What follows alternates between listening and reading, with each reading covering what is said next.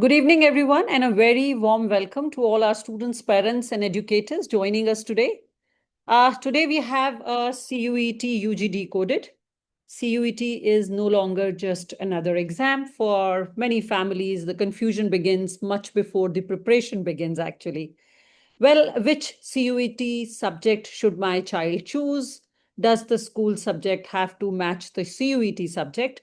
How does Delhi University actually allocate seats and cutoff? And how early is too early to start preparing? This is exactly why today's session matters. Before we begin the panel, let me quickly set the context. As far as Delhi University is concerned, there is no separate DU entrance exam anymore. Admissions is through CUET scores, followed by DU own CSAS process, the common seat allocation system. This is a separate step after CUET. So simply preparing for CUET does not automatically means that a student has completed the DU admission process. We shall take this up in more in detail during the discussion.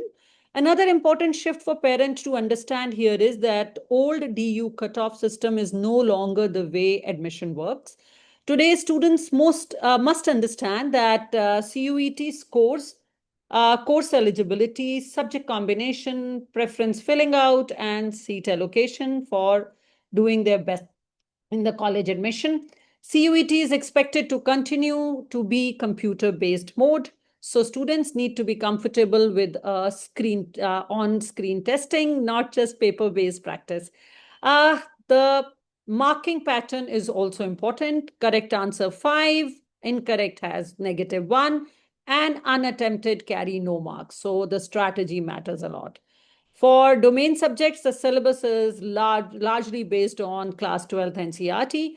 This helps board-focused students, but it also means that students must understand exactly the exact subject syllabus and not presume that the school preparation is always enough. After CUET, the DU-CSAS process involves program, college preferences, multiple allocation rounds where students may have to make decisions such as freeze, upgrade, or accept. So the process is not only about the exam, it's also about making informed choices after the result.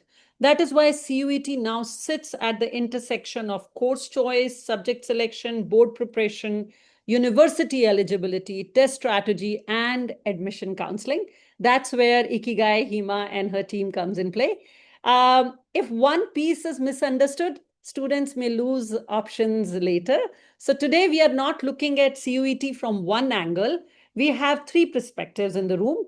The school perspective, what students and parents are struggling on the ground. Delhi University perspective, what students should understand once they enter DU system, the 4-year degree undergrad structure, and more. And of course, we have a test expert, the CUET test strategy perspective, how students should prepare smartly and understand the link between CUET, subject, course eligibility, and college options. This is one session with three lenses and clearer decision. With that, I warmly welcome our panelists, and I look forward to a practical and useful conversation for our students and parents who are here today. Hello and welcome. I am Hima Mal. I'm the founder of Ikigaii Education Services and a career coach. I am a college admission strategist. I am your guide in the college application adventure.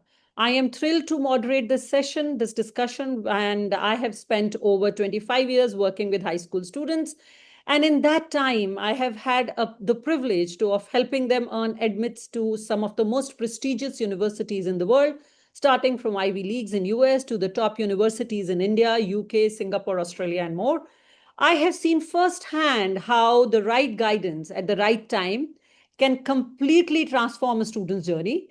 We guide families through every step of the application process, which largely means from shortlisting of university, starting where you are and where you want to go, my favorite question, and planning finances, writing essays, and preparing for entrance tests. In short, we make sure decisions aren't rushed or random, but informed and strategic. And yes, I personally work with each student. I make the roadmap personally. I am the gatekeeper, I'm the chowkidar, because every story is unique, and so should be the path to success.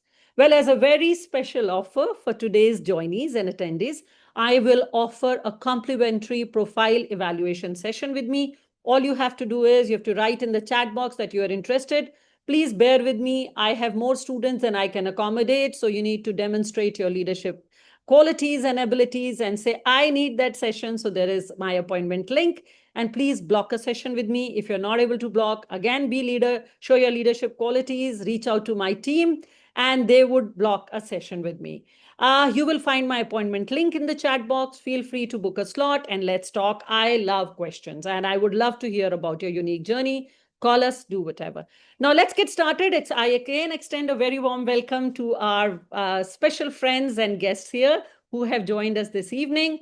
We are very delighted to welcome Mrs. Astha Mahajan, career guide, school counselor at DPS Mathura Road, and life skills trainer with 15 plus years of experience and 4,500 more than that students monitored.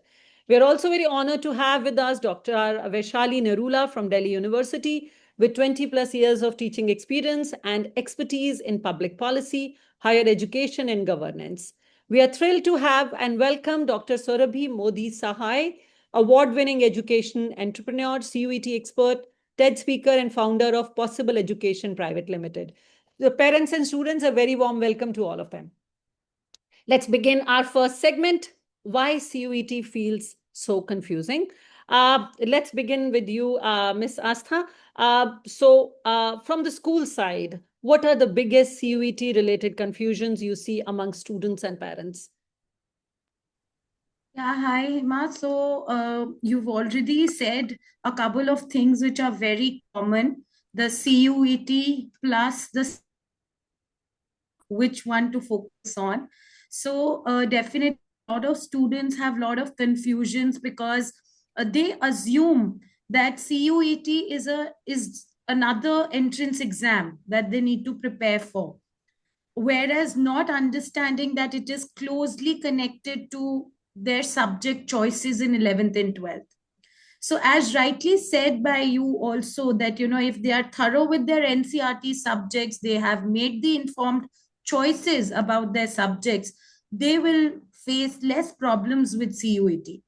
Is what we how we all see it in our day to day life. Most of the students come to us at a very later stage, and I believe a lot of parents also do not really go with the idea of planning admissions before choosing these subjects.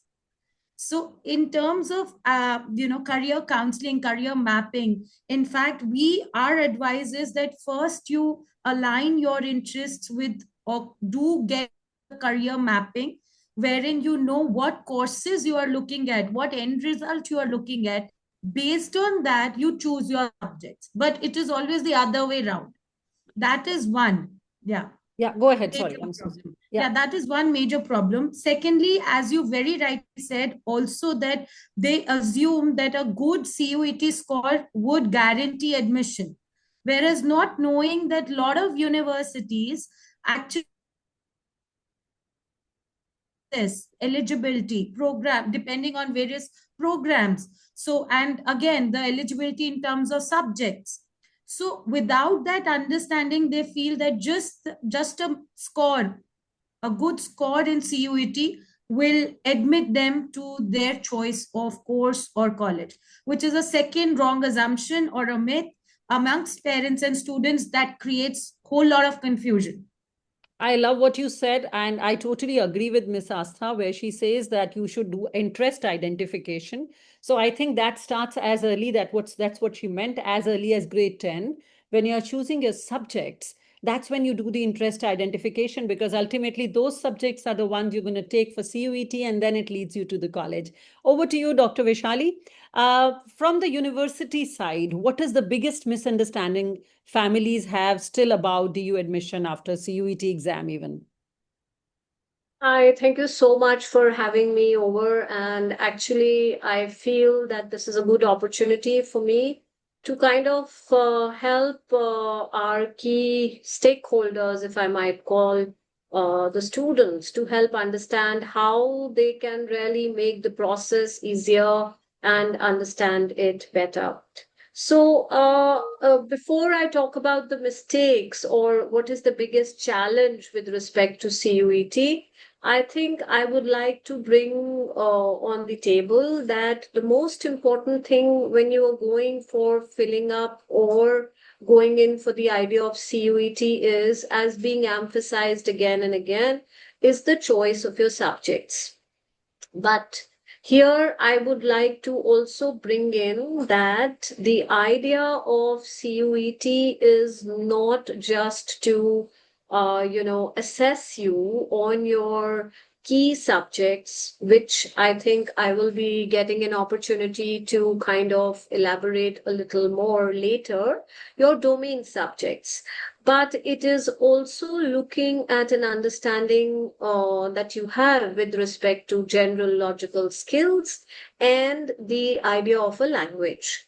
So, CUET as an exam is a platform which is looking at the idea of a holistic understanding of you, your skills, and that is what the university is envisaging under the National Education Policy 2020. So the biggest challenge lies in your choice of subjects of class 12 and mapping them with the program of your choice later. That's the biggest challenge that is there. I think so. Perfect. Thank you. I will move to Dr. Surabhi. Hi, once again. So, from the preparation point of view, what is the biggest misconception students and parents have when they first start thinking about CUET? So, hi everyone. I have had the privilege of studying at Hindu College at Delhi University, and so I know the importance of Delhi University. I mean, I can't stress enough on the fact that Delhi University was a game changer in my education, the exposure, the peers. So this is a place where everyone from the country, comes in cohorts and grow together. So, one of the things that parents need to understand as far as Delhi University is concerned is that the student, while they can choose any stream in their college, other than sciences, unless you are studying sciences in class 11th and 12th. So, a science student can move into humanities. If you have maths, you have a lot of doors open at DU. But the subjects for domain, they have to be the ones that you have studied in class 11th and 12th. So even if you're doing history honors, let's say at, Stephens or Hindu or LSR, what you have to do is your domain has to be PCM if those are the subjects you are studying in 11th and 12th. So at Delhi University, the testing subjects can only be those that you have picked up in 11th and 12th, even though the course that you are opting for is history or psychology or any of these subjects that you did not have in 11th and 12th. So the testing subjects differ from the subjects that you are looking at choosing to study in your graduation. So this concept has to be driven into them that, suddenly children want to change their stream. Students from science want to move into eco or even humanities subjects. They get disoriented with science probably. So these are some of the things that we have to explain to parents, that paper one, which is language, of course, is something that all children have to take. Paper 3 is optional for many streams in Delhi University, but the domain cannot be changed, even though you are looking at doing a graduation in a subject very different from your stream in 11th and 12th. Perfect. Let's remain with that thought because that's very important. So, parents, what she's trying to say here is, which you've already understood, you have to be careful of subject choice for CUET exam and the subject choice filling for the DU admission. So I think that's where Dr. Surabhi is going to emphasize further as we move ahead in the discussion. Let's move ahead to the next segment. We definitely would love to understand, as you've emphasized the importance of DU. So no one better than you, Dr. Vaishali, can tell us, about DU. And so understanding the new DU is what we are here for as well. And can you help students and parents to understand the current DU undergrad structure? There is 1 year degree, certificate, this, that, so many parents come up and they say 1 year you can exit, second year you can exit, fourth year is research program, especially this 4 years programs. And students are looking at DU after CUET. So what should families keep in mind? Please take us through the new DU. Hi, thank you. Yes, this is the new DU with respect to how education and the idea of providing education is structured. And when I say yes, this is the new DU because it's the new national education policy that we have of 2020, which the government envisaged with the idea that students have to focus not just on the subject knowledge building, but they also said it's very important in this world of where every kind of skill is also very important. So, as I said before, this is a plan which focuses on holistic learning process. And this holistic learning process is totally transformative in nature for a student. Why? Because you're learning the core discipline, you're studying the core discipline subjects, but at the same time, you're also looking at certain kind of vocational courses. You're also looking at certain skill enhancement papers. And along with it, there is also the idea of which has been again introduced under the 4 year undergrad program is the idea of internships. So we also have a semester where students can go for internships. There is a proper formalization of that process which has been done. And this new idea of education so focuses on knowledge building, it focuses on skill development, and at the same time also entrusting the youth with our value system so that that doesn't kind of stay behind. So as I said before, the idea, the center point, the focus remains to be our students, very student centric. And when I say student centric, I'm sure all parents and students have a fairer idea about this, that the idea of flexibility has been introduced. And when I'm saying flexibility, we all know that undergrad program under DU is now a 4 year program. However, these 4 years give an opportunity to the students to enter and exit at a particular time. So there are reasons many a times when we fall sick or there is some kind of an emergency and we have to drop our education. So it has been kind of vision that this should not be a challenge, or this should not act as an obstacle for the student, that the student is not able to pursue education further and the student is out of the education system. So it has been very beautifully thought that the student should be allowed to exit at a particular time where there is a challenge and at the same time come back. Now, how do you come back? Come back as in, I have done the first semester. Let's say during the second semester of my course, I faced some kind of challenge, some kind of emergency. I had to exit. So do I lose out on the first semester as well? No, I don't. The credits, the score, the credits, now we have credits in DU. We don't have marks anymore. So the credits that you earned in that first semester, they are there for you. They are under your name. And again, a very, very innovative step that has been taken is that these credits are saved under your name. And like we have a bank account, similarly, we have an academic bank of credits, which is called the ABC. Your credits are saved there. You come back and you restart and you begin your journey of learning and education again. So this is a system which offers students flexibility, engagement, skill development, but at the same time, we are also entrusting and ensuring that the value system stays. Now, another important thing which Hema asks me to focus on is the idea of the entry and exit. Now, with this entry and exit, so let's say for certain reasons I have to move out of my education or the course that I'm pursuing after a year. Does that mean that I don't get any kind of a formal, authorization that yes, I did, let's say, BCom honors for a year, or I did political science for a year? No. Every step that you complete, you are given a certification. So, when a student moves out after 1 year, the student is provided with a certificate of completing 1 year.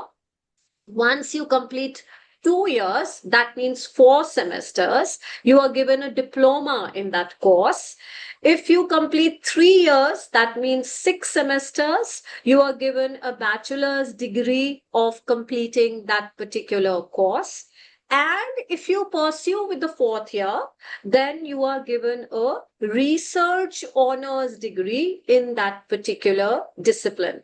So all steps and the whole ladder has been designed in a manner that no level of learning goes kind of waste or unused for the students, and they get a credit for everything that they learn.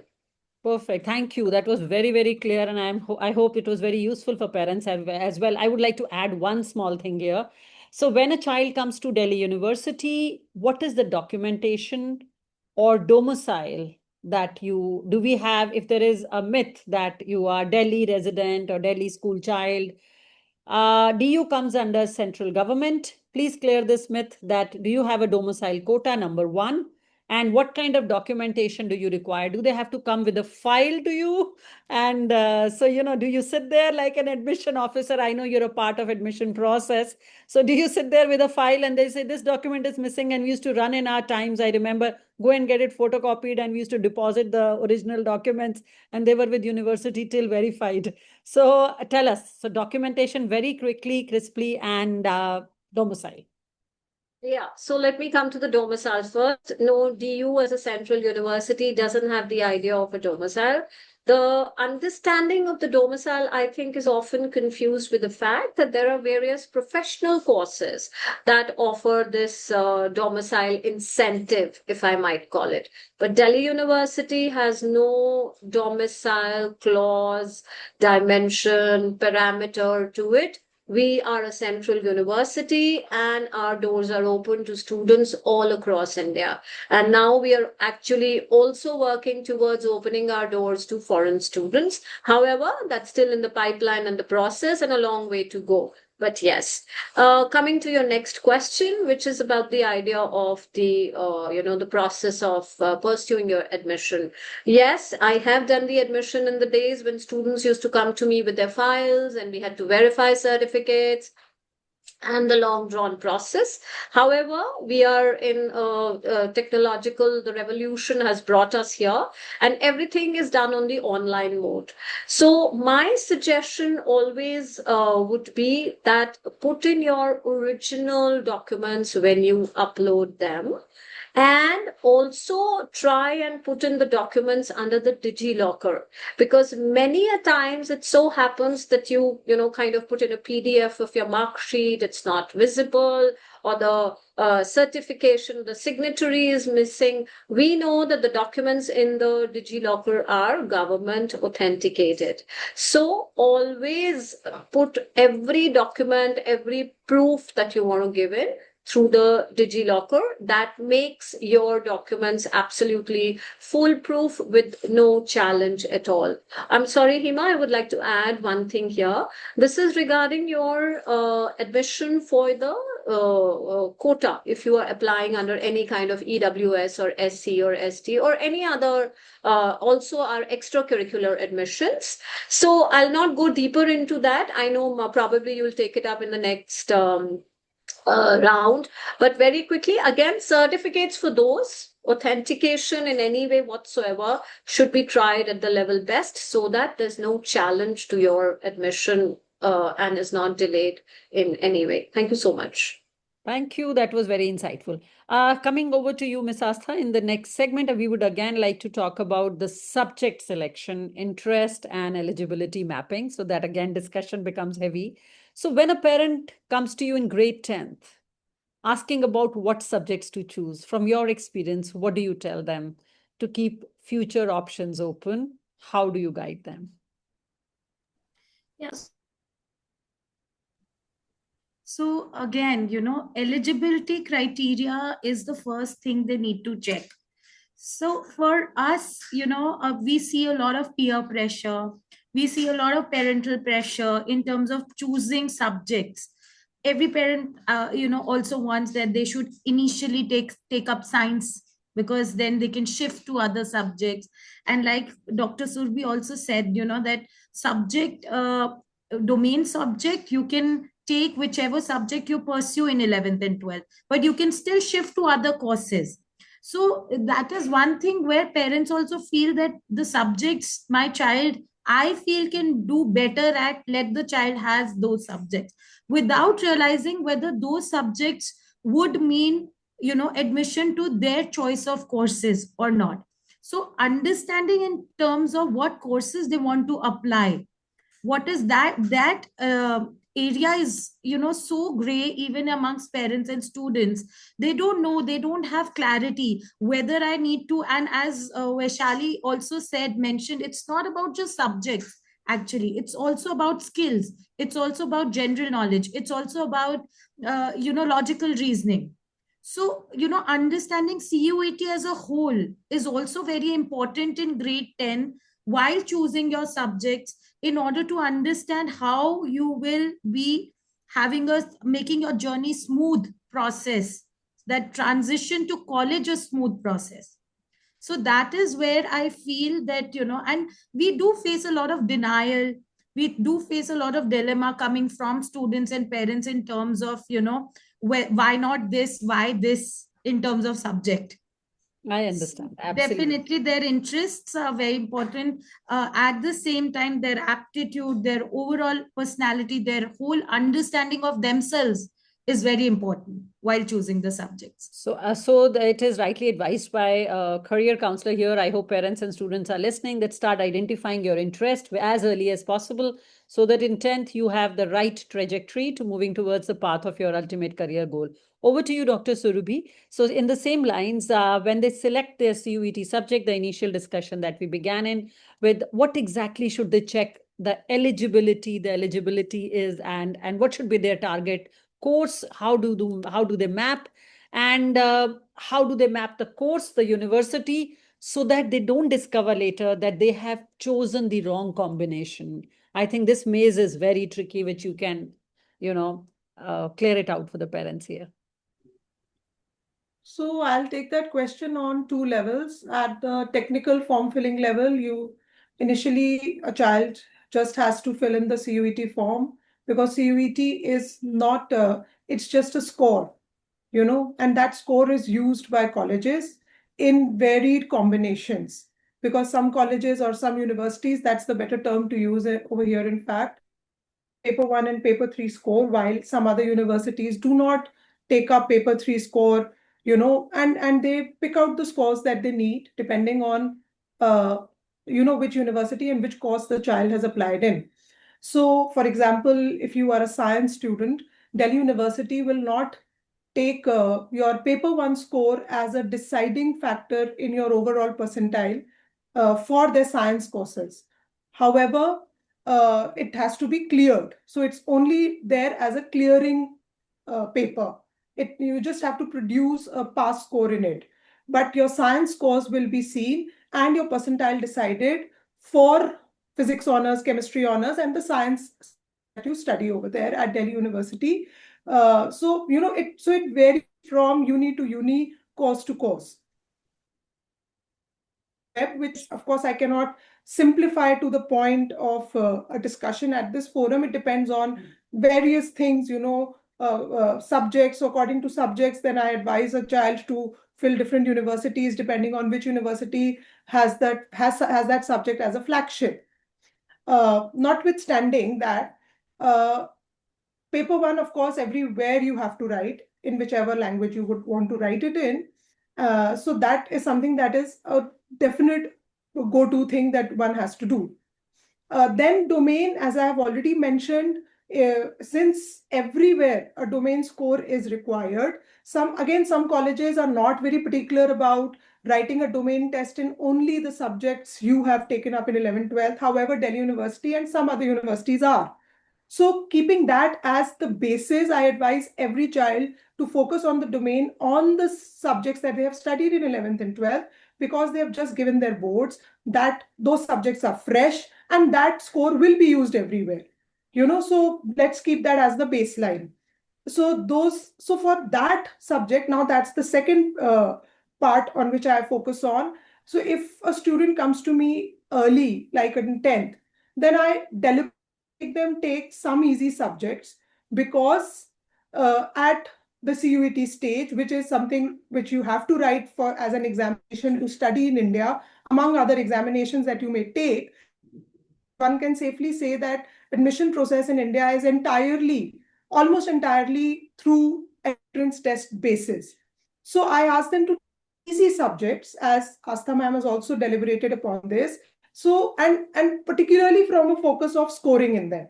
So that's the one thing that I tell them, that you need to pick 3 subjects in which you can score. So there should not be any ego battle with a subject or with your neighbor that, I can also study this. So focus on the score, because that score is something that will get you to a great college. And that great college is the ego boost you need. You don't need an ego boost in 11th, 12th. So regardless of what anyone could tell you, if you're good in maths, take maths, that'll open doors for you. Nothing else will be able to open any doors for you. So forget about those subjects if you're not very crazy about them. But if you are crazy about them and can't score in them, then you are crazy about the wrong things. Because if you can't score at this stage, how will you do higher education in them? So it literally just burns down to the point where the domain subject should be those at least 2 where you can score 95 percentile in order to feature anywhere in good universities in the CUET realm of universities. And then paper 3 comes in as our rescue, because paper 3 is that amazing paper that children can write and which can supersede some of the domain scores at universities that use paper 3 to counter any domain that where you haven't scored that well and give you an overall score. So do not take more than 3 subjects for domain. No need to write 4 domains or anything. Just take the bare minimum domains that are required and write paper 3. That can be your savior if you're good with reasoning, if you're good with puzzles, if you're good with GK, so work on that. And then I sort of expand their horizon, because paper 1 and paper 3 are what one calls standardized aptitude testing. Anyway, prepare for paper 1, paper 3, because if CUET is one test, then there are several other tests for private universities, some of the good ones that use apti scores only, which is paper 1, paper 3. So that's the model they have for their entrance test. So it's only CUET that takes domain scores. But most other universities, professional colleges use only aptitude or standardized testing as their entrance test medium. So anyways, prepare for these 2 things. And you can also write some more exams along the way. So this is the sort of thing that we practice here, and the advice that I like to give parents. If I can help them shed some subject load when they come in early, I help them do that. But if they come after 11th, or at a time where subjects can't be changed, then of course that's par for the course. So that's how we proceed. Perfect. I think that's very insightful.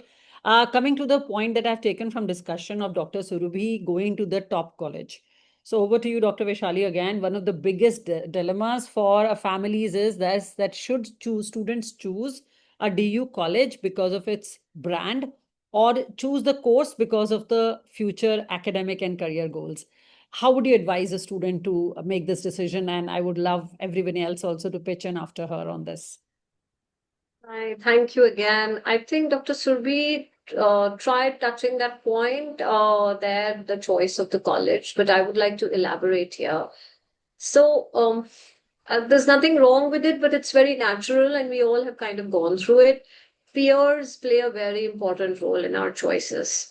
And peers, where they are going, what course they are doing, as Dr. Surbhi was also trying to highlight, they kind of drive us a lot. But I think our students and our parents here should be very clear on the fact that choice of course matters a lot as against the choice of college.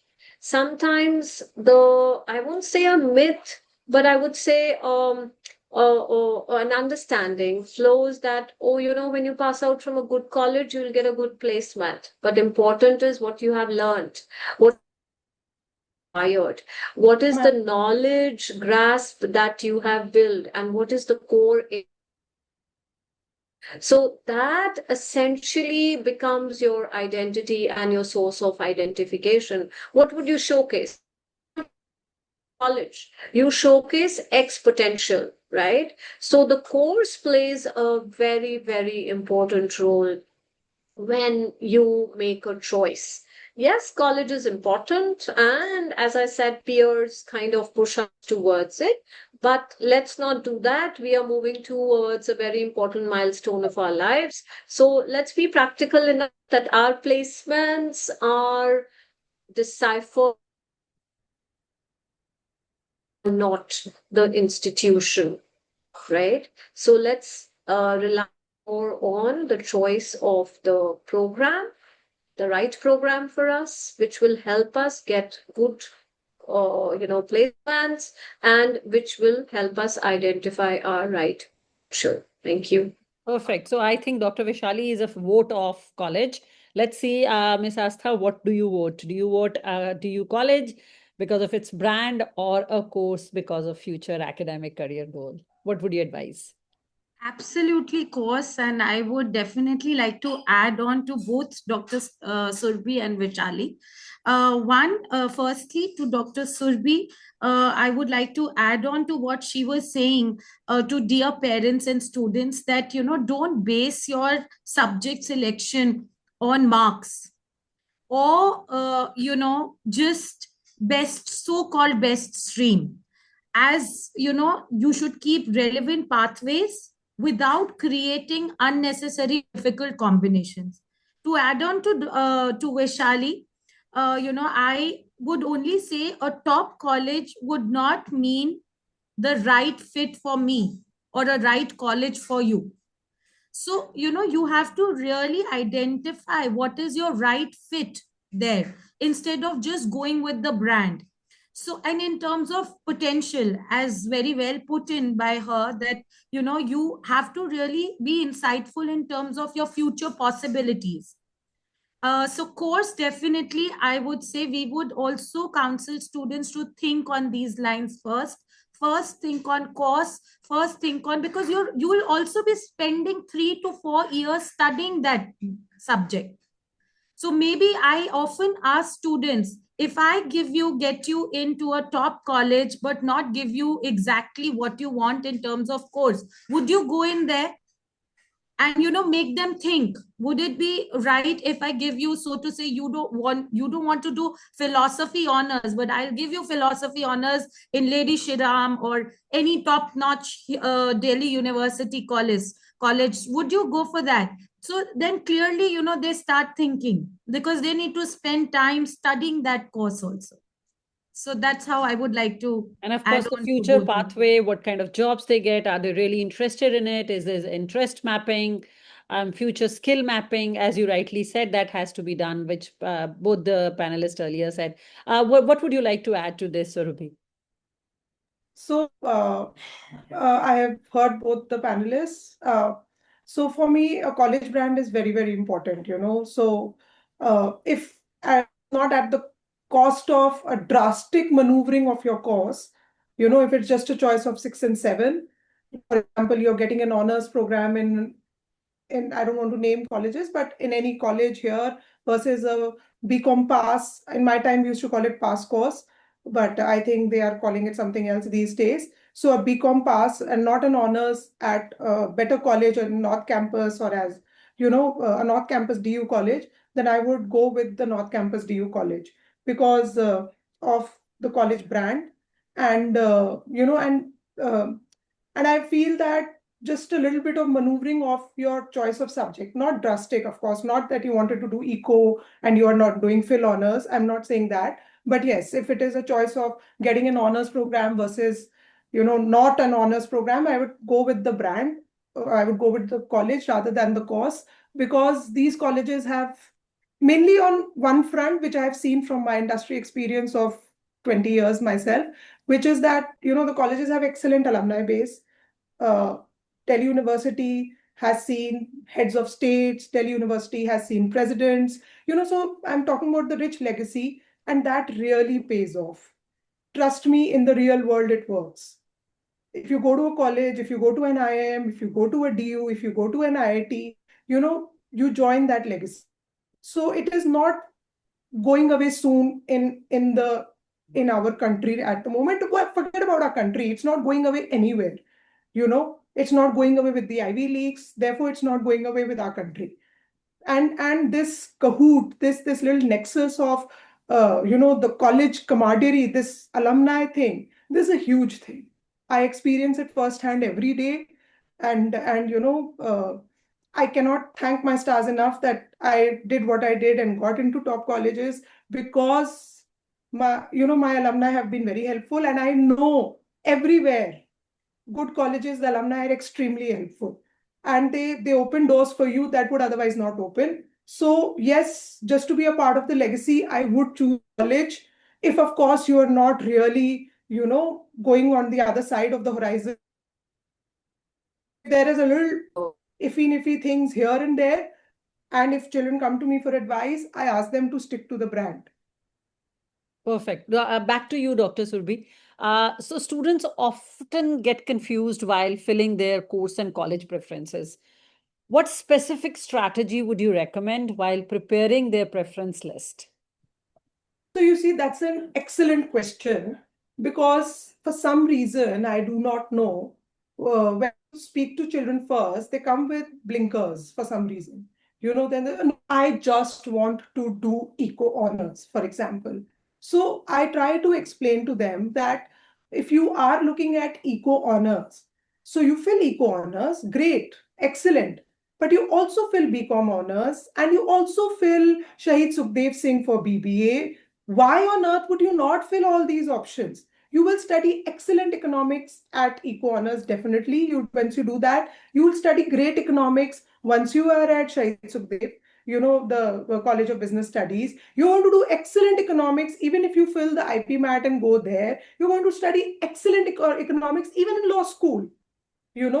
So I'm very happy you want to study economics, but just fill up more colleges and more courses so that you're not deprived of a seat at Delhi University just because you did not get eco honors. Because the cutoffs for eco honors are high, one knows that. So courses also, and also put Shahid Sukhdev Singh. So that's what I try to help them do. I try to tell them that if you're getting that subject as a graduation subject in your study, in your mix, then choose all these allied courses, and you will reach the same end. And the means will also be a great college or atmosphere. So why not do it? And if you have maths, so you can apply to different other things and put eco in the mix.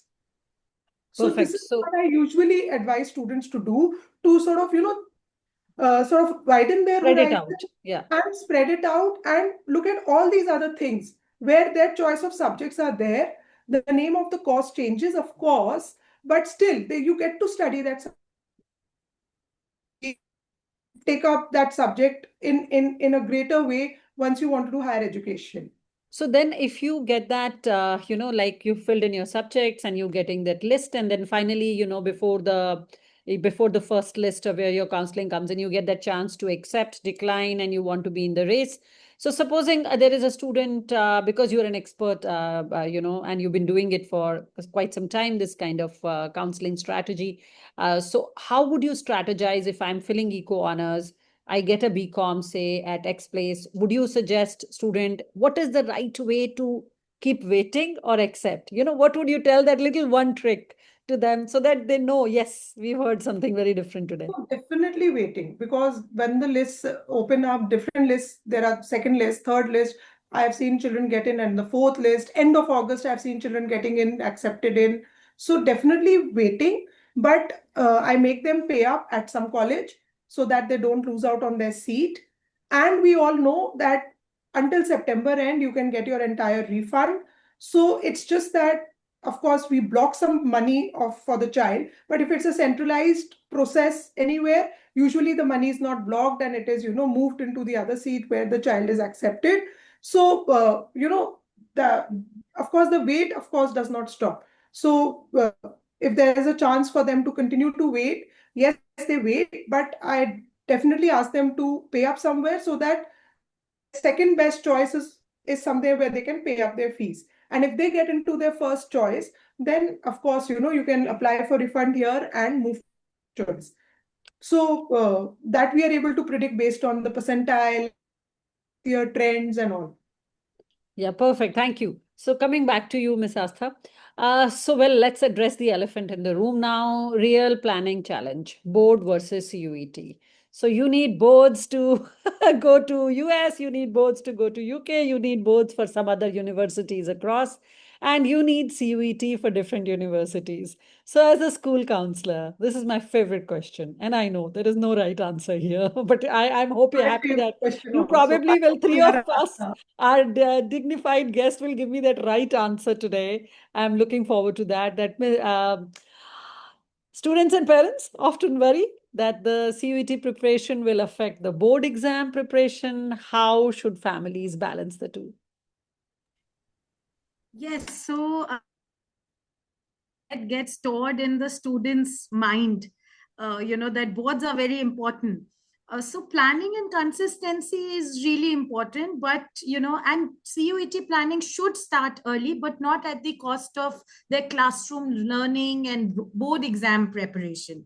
So the mantra I would say would be, which I definitely share with my students, is that make your subject fundamentals strong. Learn the subject really well, the subjects that you have opted for, and just apply that knowledge in CUET format, is how I put it, for them to make it look simpler and easy to take at simultaneously. So it's very important that children understand that by just preparing for competitive exams, be it CUET, be it CLAT, if they will leave the focus from board examination, they will not land up anywhere. So they need to have a balance, and that balance can be achieved when they see all of this integrated in their minds also. And that's the kind of learning we want our students to focus on, that integration, that ability to build those integrations or join the dots between all of this, is what we want to really achieve as a school also. And so that a lot of students who take leaves, and that problem of absenteeism, in order to prepare for their competitives, be it CLAD, be it CUET, is not acceptable to us. I totally agree. Totally. Perfect. I want to make it a little more tricky for you, Surabhi. I want to understand, because the same line, the same thinking, CUET versus board.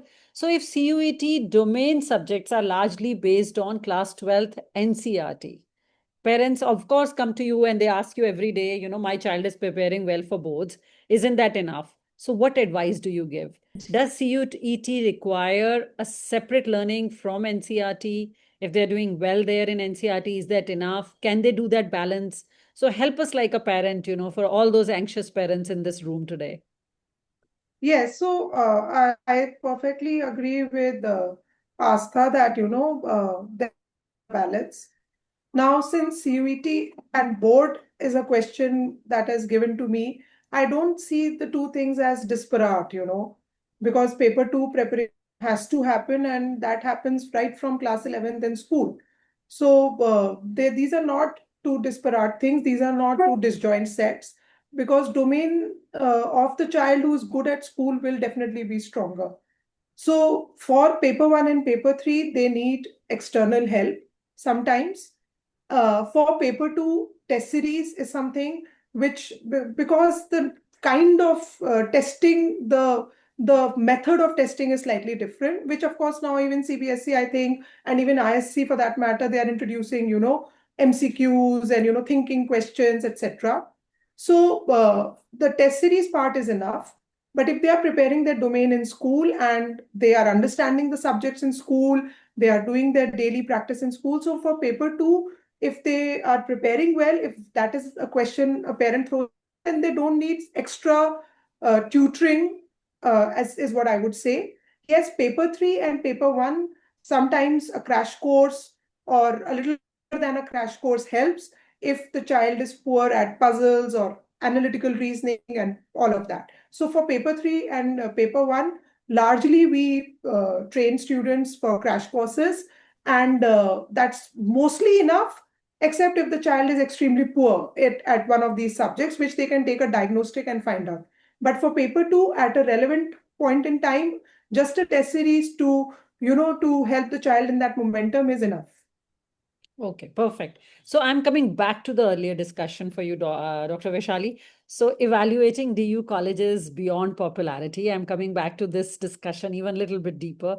So I want to understand about when a parent comes and says, we often hear, as Surabhi had rightly said, the few popular DU colleges. And in those times and now, things have changed a lot, from the way things are. So they only start focusing on those few. So how should today, in the world of AI, families evaluate a DU college more thoroughly? That is beyond the name and popularity. And what would you recommend there? Of course, would you recommend to look at the faculty, or what would you recommend? How would you look at this whole thing of college popularity, you being inside the system?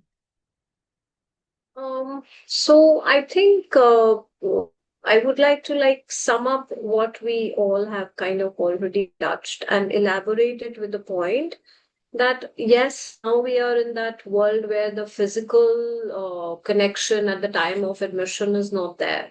So everything is through the interface. So earlier, when we used to get our admissions done, or when students used to come for admission to the college, they would understand what the college is like, they would go around and feel it. Now they do that post admission, once they've taken admission in the college.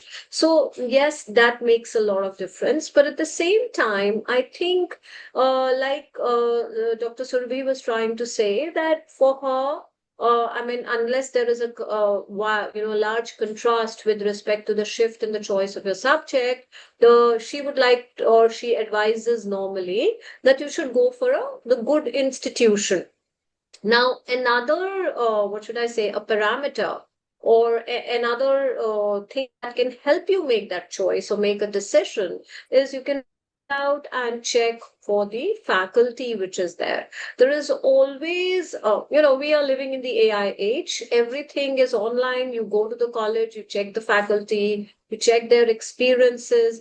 That gives you an understanding. All right, for example, hypothetically, I'm getting history honors in, let's say, LSR, and I'm getting history honors in Hansraj. Now, what are the parameters which will help me decide? Both of them are equally at par, the colleges, right? So how do I decide? So there are various factors that can be kept in mind, and one of them is definitely the faculty.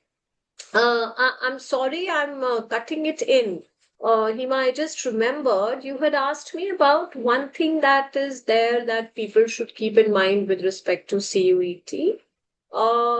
There is, if we all would remember, there's something called as the gap year, which we often have, right? A lot of students do a dropout while preparing.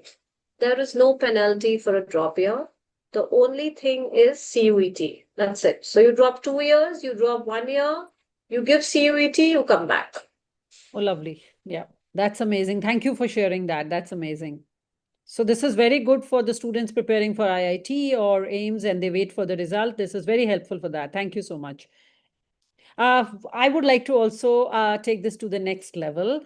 What kind of placements exist in DU? So, when you look at these colleges outside DU, or you look at the universities outside India, there is a lot of placement cell. All the private new age universities have a lot of placement cells where they'll help you find a job. How does DU work? Do you have special placement cells? Do you help people to find internships, jobs? And does the recruitment depend more on the department, which is more active? Is that what you meant by faculty? And check that. Or it is the student's own initiative? Because ultimately it's job on the table. I am presuming that's for me. Yes. Right. Thank you. Okay. So, placement cell is a mandatory part of every college. Every DU college has a placement cell. And this placement cell is an enabling platform for the students where they invite corporates or MNCs, the think tanks, whatever the college connects with at the level, and that helps students to kind of begin their journey into the world of market, right? However, there is, as I mentioned earlier, I am sure probably it may have or may not have C, but now under the curriculum we have the idea of doing a internship for a semester. Now, how that works is that actually the college signs a MOU with a particular organization, and the students who are interested, they do the internship for that semester. So yes, the placement cell, but it has also been now curriculum to a certain level, so that students do not face the challenge कि अगर हमने 3 साल कहीं actually अच्छी placement नहीं किया तो we are stuck. It shouldn't be like that, right? So the idea that students are able to do their level best, realize their potential, and also it helps them explore. It helps them to understand that, yeah, this is what I like, and this is where I want to work. This is the kind of work I want to do. So placements, yes, placements are also guided largely by the college faculty. Yes, you rightly said. They direct, what kind of companies would come in, they bring in the companies, and obviously good companies, good think tanks, good platforms help students realize their potential to the level best. Perfect. Thank you. So in a nutshell, yes, DU is heads on also on the placement. And you need to be yes, ma'am, and the leadership and initiative always has to come from students. Coming back to Surabhi, again, back to the little technical questions. And how should a parent think about something called a safe CUET score? What is a strong and what is a risky? And tell us more about how does it vary? Maybe if you can with an example. If not, it's perfectly fine. So I will speak in terms of percentile because that's the medium in which the admissions are given. So, if you are looking at Delhi University, I think, a percentile above 98 is something that has to be targeted. Unfortunately, as Dr. Vishali was mentioning, thankfully now for the gap year, there is no penalty. But I remember in my time, there was a penalty of 5% because there was no CUET. So we had percentages. And, so the 5% was the penalty given for gap year, by the way, that time. Then for a year, it was removed and again, it was reinstated. But thankfully with CUET, that is something that they have done away with, much to the relief of, as you said, IIT and med school aspirants. So, something on the other side of 98 percentile is something which I would staunchly advocate, unless you are looking at a sports quota or, you have any sort of reservation for which some leeway has been made. And then if you go to other universities, whether it is BHU, Jamia, there also, a child should look at 94 to 95 percentile for any of these good universities. And so it basically sort of all finishes at that. So there are a lot of aspirants, there are a lot of seats, but there are also a lot of genuine aspirants, and some of them really do hard, because this is all relative. It's not absolute scores. So of course there are students every year, 8 to 10 students, that get perfect scores, and a percentile is generated where they are in the range of 100 percentile. But this is all relative. It all depends on how everyone has scored, and then a percentile is generated. So a percentile indicates, just for the sake of parents, how many students are under you. So if you have a 95 percentile, that means only 5 kids are above you if 100 were sitting, and the rest of them are below you. And with CUET test, there are scores and scores of students on a single percentile. And then some colleges also use, I think, their board Point. scores and some other interview criteria which differ from college to college. So it's not as if on 95 there'll just be one child. There'll probably be thousands on that. So that is why, because it's extremely competitive, I was mentioning the need for test series, and I was mentioning the need for a crash course, so that whatever little error a kid could sort of make that day, a blunder, the chances of those get reduced. The likelihood of that happening gets reduced, because they have done mock tests, several times before, and made those errors that they had to make. So this would be a range on which the children would need to score. Of course, then as you go down the ladder, of course, then for every competitive exam, we do know, as you go down the ladder, there is a college that exists. But since we are at a forum where we are talking about Delhi University, so I hate to be a heartbreaker, but those are the range of scores that are expected. Perfect. So what is the clear preparation formula? I mean, crisp, how much should you focus on NCRT, mocks, previous papers, CBT So previous practice, papers, timed definitely. paper? So if you can say at least this much, so that my parents today have some takeaway that, okay, this is the minimum that we feel that we must have.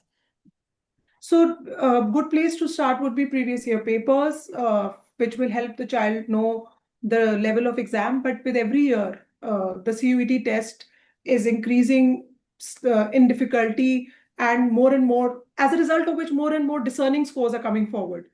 Because the first CUET was so easy that it was it was mayhem.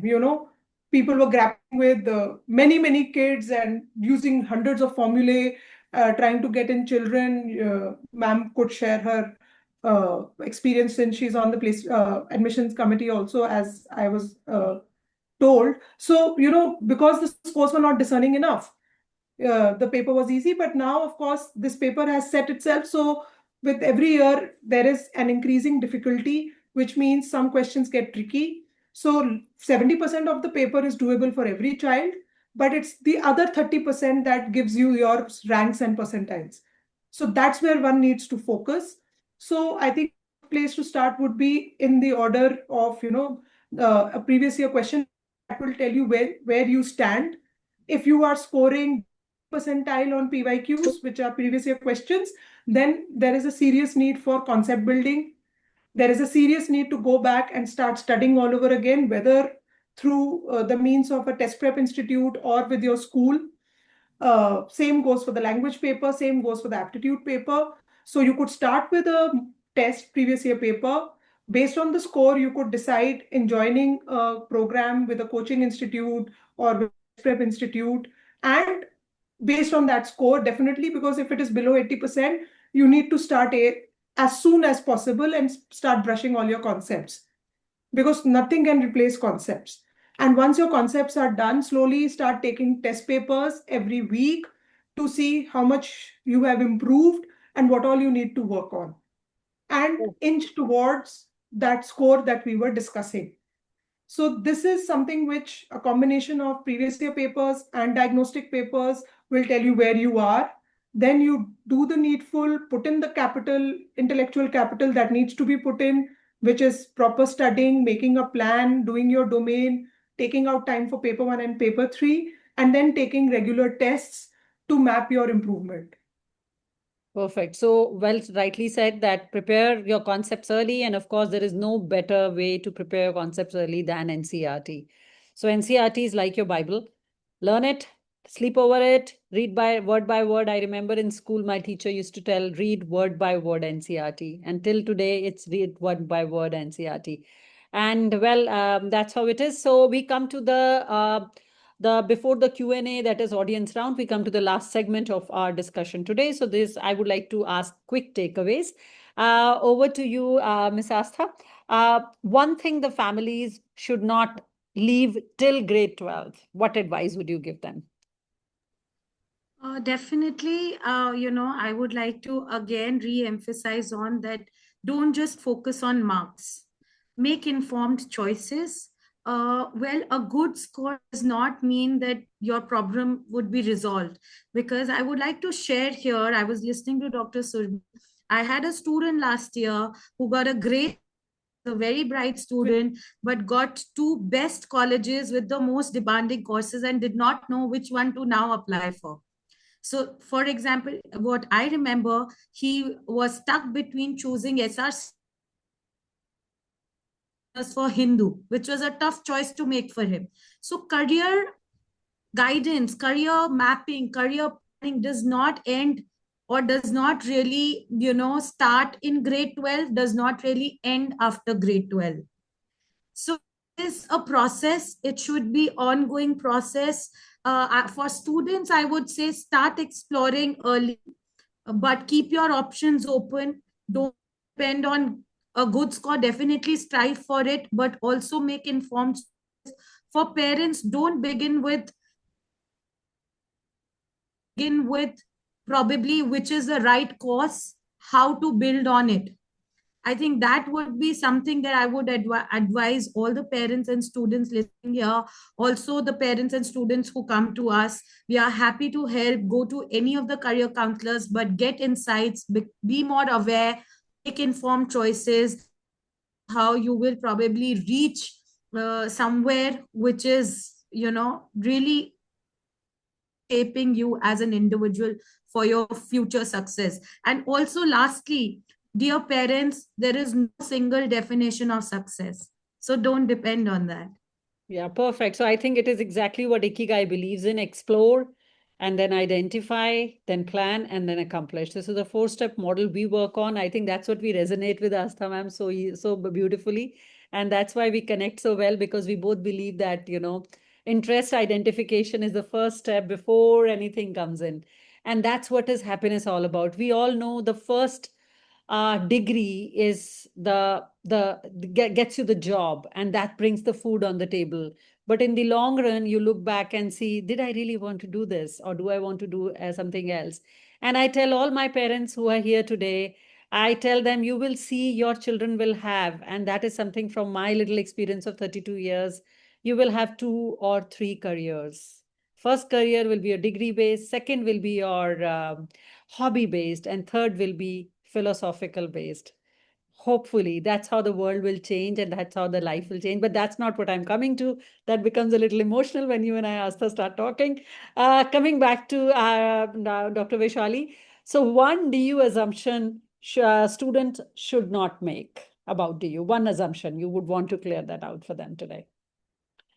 That if they come, they can bunk classes, they can have fun, there is no attendance, and Oh, gone are yes. those days. Yeah.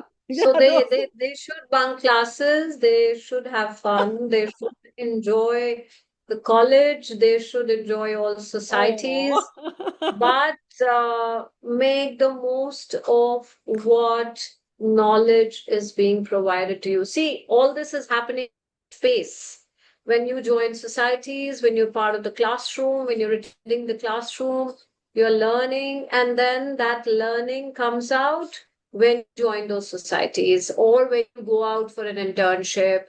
So come to college, enjoy the whole space, learn from that whole space. All faculties in Delhi universities are there to give you the best. But for coming to DU, one thing you need to do, CUET. Don't forget that. That's the bottom line.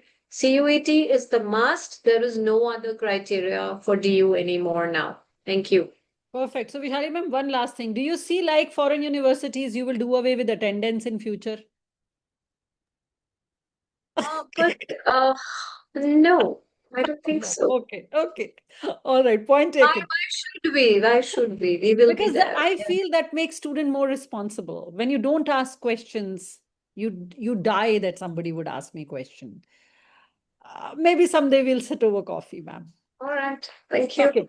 Dr. Surabhi, one CUET mistake you absolutely don't want students to make in 2027, because there are a lot of 12th grade joining here. One thing that you tell them, don't do this. So, one mistake that I don't want them to do is, uh, okay, I'll make it two just because, I think this is the last phase. So, one would be not taking paper three. Please keep paper three. It can be your savior when it comes to any one domain that you mess up. And number two, taking more domains than are required. Focus rather than taking four domains, just focus on the need based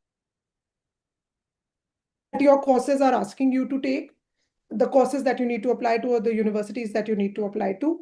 So just focus and try to score well over there rather than spread yourself so thin that you're busy preparing for three, four things. So focus as soon as your boards are over, these are the two papers you need to take for your domain. Start studying for them all over again. It's fresh in your mind. You have given a board exam, and so just start preparing for them all over again. Don't spread yourself thin, and use those energies and time in preparing for paper three and honing your paper one scores. So these are probably two things that I would advise children, because writing extra domain will do you no good. They are not going to use that extra marks. I mean, it's not as if they'll be like, oh my God, this guy's taken 7 papers. Let's call him for an interview. That's not going to happen. So it will only be the need-based marks that the universities are going to pick, because it's only a score, and they're just, the thing is going to just pick up marks. The software is just picking up marks and then putting you in the slot, whether you have qualified or not. So, and I totally agree with what Astha ma'am has just said. Definition of success is very different for different people. Of course, it'll be nice if you reach at the helm of whatever success means for you, whether it is through a college or a degree or a course. If it does that, great. But otherwise, if there are things that define success to you differently, do not let anything that any of us have said, because we have just decidedly answered questions on CBT Absolutely. score and Absolutely. colleges. But Absolutely. do not let that sway you, and do not let that put you Decide in, thinking. in a tizzy that, oh my God, maybe I am so different. I'm so It is different. great that you are different, because we do need different people. And in this world, I love that, Surabhi. I think I resonate with that completely. yeah, God has made us all very different. There is no two people alike. Learning style is different. Everybody is different. So the forum of this discussion was largely CUET and its preparation. Please be yeah. mindful of this discussion, and I'm sure parents are and students are. They're very smart. Today's students are very smart. The question answers that I can see on the chat are largely what we've already covered, and we are already end of the session. We have only 2 minutes left. I would want Asa ma'am, you take the lead, please. Do the closing for us, and then I take it up. If there is any one thing that today's conversation you would like from that you would like to tell the students that how they can plan their 2 years, what would that be? Something they can take away.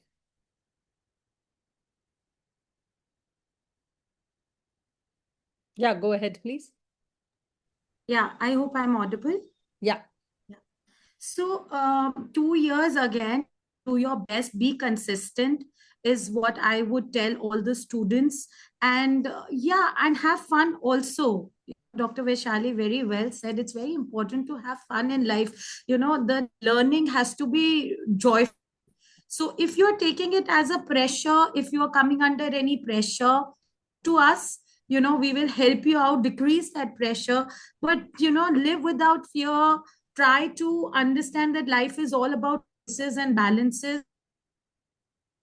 Depends on us. It's a skill, and some people do it brilliantly, some face challenges, and we are happy to support anyone who faces challenges. So many people are there in the community. There are counselors, there are career counselors, there are mentors, there are academic teachers, mentors, to not hesitate reaching out to us, Yes. and take that step.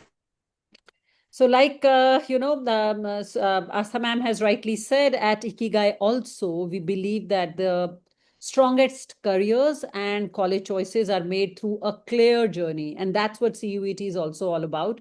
You need to identify your right choices in grade 10th, take up those subjects and explore those subjects in 11th, identify, plan your CUET, and accomplish your college. So the four-step model, explore, identify, plan, accomplish, works anyway in every field. Well, students, please, please, please, because in the end, CUET is not only about marks, it's about making the right choices in the right order. And the whole fundamental of the CUET exam is also in the same line. So make the right choices in the right order at the right time. And with this, we come to the end of this session. There were some questions which were overlapping, and so we didn't take them up. And that brings us to the end. You can always block a discussion session with me, and we would be happy to connect you with any one of our panelists.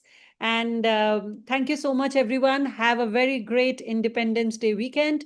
Take care of yourself and have a good day. Good night, parents and students. Bye-bye.